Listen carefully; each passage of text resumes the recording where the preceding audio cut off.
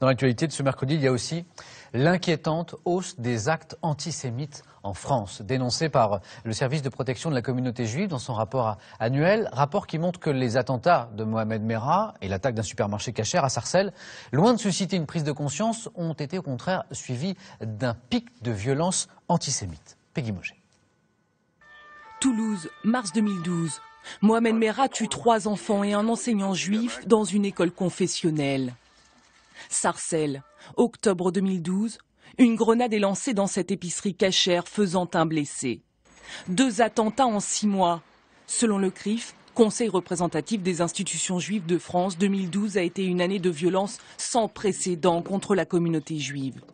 614 actes antisémites recensés contre 389 en 2011, cela représente une hausse de 58%. Le CRIF dénonce une banalisation de l'antisémitisme.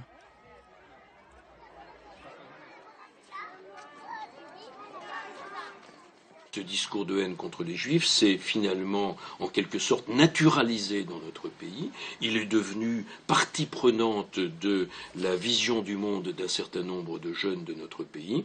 Et c'est ce qui explique que pour eux, il est tout à fait normal, tout à fait banal, tout à fait respectable, bien au contraire, de haïr les juifs et de leur vouloir le maximum de mal possible.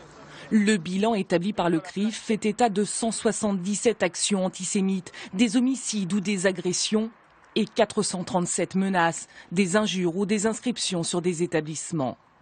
Des chiffres non confirmés par le ministère de l'Intérieur, mais une chose est sûre, ces crimes ont libéré une parole radicale, notamment sur les réseaux sociaux comme Twitter. Une dérive qui inquiète.